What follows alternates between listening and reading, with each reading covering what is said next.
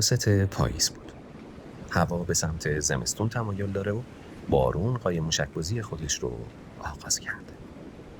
نزدیک غروب نوری بیجون ساختمانی میانسال که مطب دکتر رو در خودش جای داده احاطه کرده.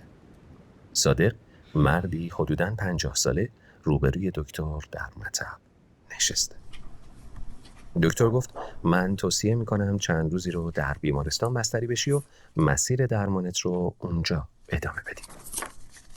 صادق جواب داد حوصله بیمارستان رو ندارم. خونه بمونم راحت ترم. این روزای آخر میخوام با خودم خلوت کنم. با مکسی طولانی دکتر رو نگاه کرد و گفت فکر کنم اینطوری بهتر باشه. دکتر جواب داد چی بگم؟ چند تا قرص آرامش بخش برات مینویسم. صادق نسخه رو گرفت و از جاش بلند شد. دستش به دستگیره در نرسیده بود که دکتر با صدای بلندتری گفت اما بازم میگم این قرصا ممکنه توهم‌زا باشه. بهتره رانندگی نکنی. صادق لبخندی زد و مطب دکتر رو ترک کرد. خونه صادق جایی در مرکز شهره که بیشتر به مسافرخونه‌های اطراف ایستگاه راه آهن شباهت داره. داخل خونه به طرزی باور نکردنی آشفته است. چند گلدون کوچیک بیرمق که از فراموشی صاحبخانه زردی گرفتند تنها فضای به ظاهر سبز خونه رو میسازن. به رسم همیشگی تلویزیونی در خونه روشنه و صدای گوینده یکی از شبکه‌های خبری که در حال تحلیل جانبدارانه از جنگ‌های در حال وقوع شنیده میشه. صادق از جاش بلند میشه. به سمت اجاق گاز میره. غذای مونده‌ای روی اجاقه. چیزی شبیه سوپ که به خاطر موندن زیاد جا افتاده تر و لذیذتر به نظر میرسه. صادق اجاق رو روشن میکنه. صدای ممتد فندک گاز بهونه خوبی برای دنبال نکردن اخبار منطقه میشه. تکنونی برمیداره. میخواد داخل سوپ در حال داغ شدن بزنه. نون برخلاف سوپ با گذشت زمان ماهیتش پس رفت کرده. از شدت ضعف نون از دستش به زمین میافته. خم میشه تا نون رو برداره. سوسکی روی زمین به سمت نون حرکت میکنه. صادق سوسک رو میبینه و لبخندی میزنه و از برداشتن نون منصرف میشه. این هم سهم شما. سوسک پیش از دیدن لبخند صادق از برداشتن نون منصرف شده بود، حالا دوباره به سمت نون حرکت میکنه و با شاخکاش از صادق تشکر میکنه. ماجرا چند لحظه برای صادق خوشایند پیش میره و لحظاتی تمام دردهاشو فراموش میکنه. احساس میکنه دوست جدیدی پیدا کرده که حرف اون رو میفهمه. او که در افکار خودش فرو رفته با صدای سر رفتن غذا از جا میپره و اجاق رو خاموش میکنه. سوپ رو داخل کاسه میریزه. نگاهش به سوسک میافته.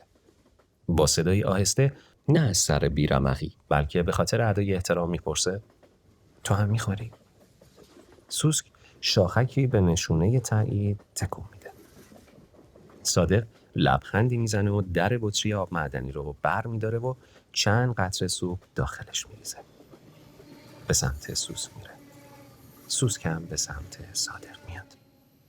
صادق در بطری رو جلوی سوسک میذاره. سوسک این بار به نشانه تشکر شاخکاش رو تکون میده.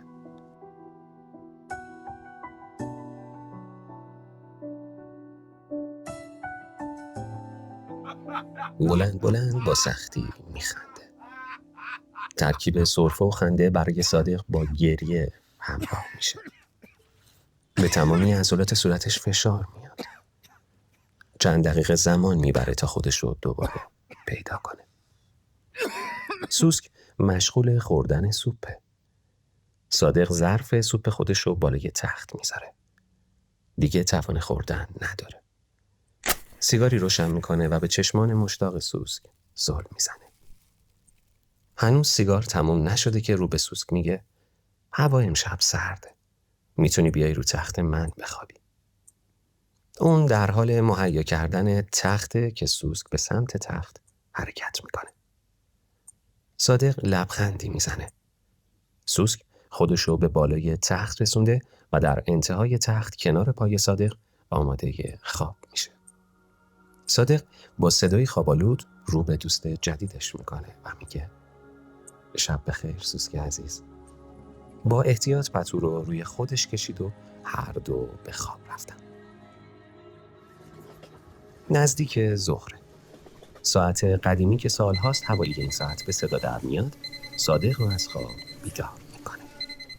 اون ساعت رو خفه میکنه و به پایین تخت نگاهی میندازه. سوسک تخت رو ترک کرده.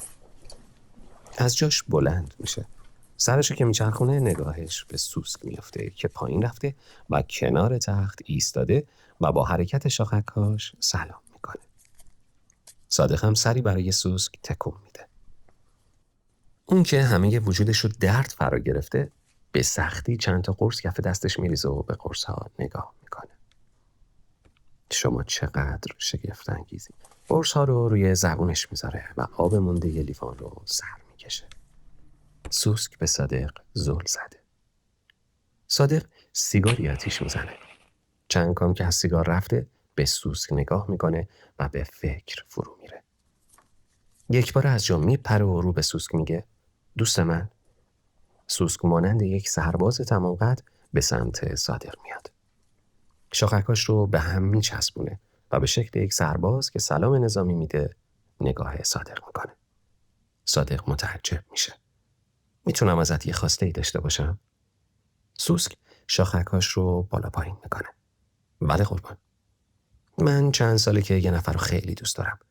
البته دختر هم میگه به من علاقه‌منده. تنها علامت سوال زندگیم اینه که این آدم واقعا منو دوست داره یا نه. تو میتونی کمکم کنی؟ سوسک سر و پا گوش ایستاده.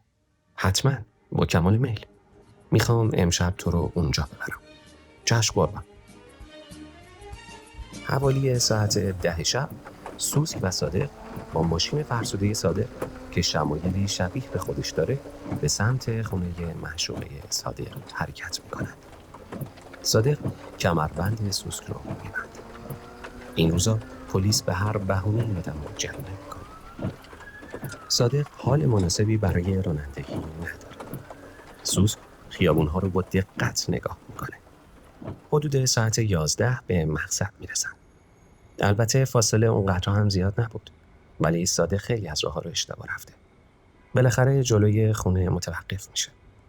کلاه بافتنی سرش میکنه و عینک دودی میزنه و اینطوری خودش رو استتار میکنه. بعد پیاده میشه و سوسک رو بغل میکنه و با احتیاط کنار در میذاره و خودش به ماشین برمیگرده. سوسک نگاهی به صادق و بعد نگاهی به ساختمون میندازه و با تایید صادق شروع به حرکت میکنه.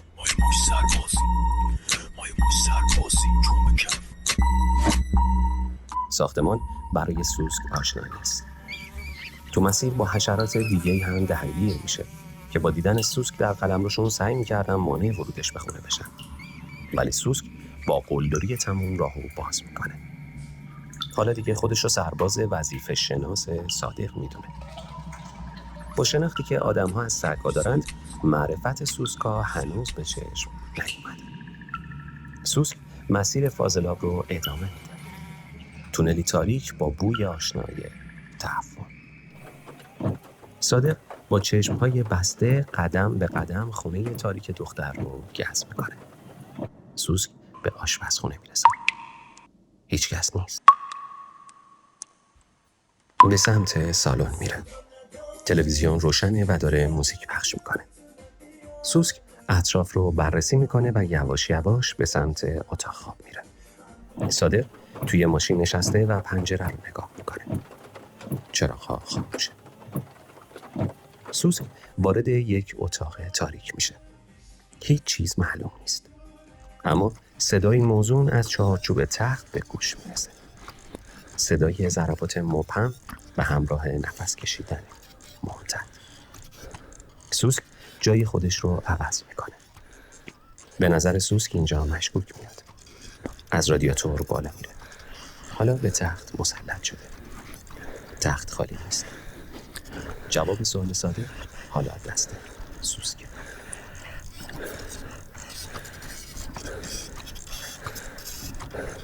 او سربلند از انجام عملیات با خوشنودی از رادیاتور پایین میاد. قاصد صادق با سرعت زیاد به سمت در خروجی حرکت میکنه.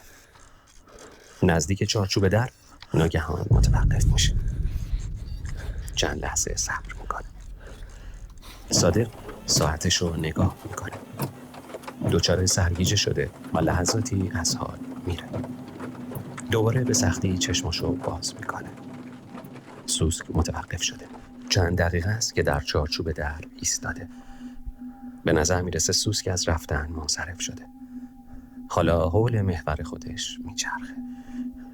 چشمان سوسک دوباره تخت خواب رو میبینه. با سرعت هرچه تمامتر به سمت تخت میره و از اون بالا میره. حالا در میان آویزهای لوستر اتاق خواب منظره عجیب شکل گرفته. سوسک در میان آن دو. سوسک جابجا میشه. این پا و اون پا میکنه. گاهی میان دو جسم بهش فشار وارد میشه. لحظه‌ای در نزدیکترین حالت در گوش دختر قرار میگیره. دختر احساس خوشایندی داره. پاهای سوسک درون گوش دختر حس پرز زمان رو ایجاد میکنه. لحظه چشمانش رو باز میکنه. جسم دیگه روبروی اونه. لحظه‌ای به فکر فرو میره. این حس خوشایند بدون تماس فیزیکی چطور منتقل میشه؟ سکوت پاره میشه. فریادی به آسمان میره. همه از جا میپرن. چراغ روشن میشه. صادق که دیگه توانی برای هیجان زده شدن نداره به چراغ روشن اتاق خیره میشه. مرد به دنبال عامل پریشانیه که ناگهان چشمش به سوسک میافته. آروم به سمت سوسک میره. با چابکی سوسک رو از گوش قاپ میزنه. حالا تمام اسرار صادق در دست مرده. با روشن موندن چراغ صادق دچار اضطراب میشه. نمیدونه تاثیر داروهاست یا باید برای قاصدش نگران باشه. گرمای مطبوع خون جاری شده از دماغش رو حس میکنه. دختر در گوشه تخت چنباته زده و از ترس میلرزه. مرد بوت پاشنه وسترنی خودش رو برداشته و سوسک رو با شدت به گوشه‌ای پرت میکنه. حالا رینگ بوکسی کنار اتاق باز شده. صادق چشمش به پنجره است. گاهی از هوش میره. مبارزه بین مرد قهرمان و سوسک گوشه رینگ آغاز میشه.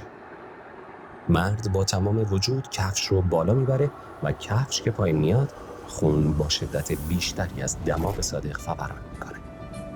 مرد دوباره کفش رو با تمام قدرت بالا میبره و پایین که میاره سوسک متلاشی میشه. این بار خون از دهان صادق جاری میشه. مرد نگاهی به دختر میکنه. احساس قدرت اون رو فرا گرفته. صادق چشم به پنجره دوخته. مرد کفش رو گوشه‌ای پرتاب میکنه و به سمت گوشه تخت میچرخه. چراغ خاموش میشه. هنوز نگاه صادق به پنجره است. چراغ که خاموش میشه صادق سرش رو روی فرمان ماشین میذاره. نفسش به سختی پایین میره اما دیگه بالا نمیاد. چشمهای صادق بسته میشه. حالا مورچه ها و نشکش ها مشغول کارن.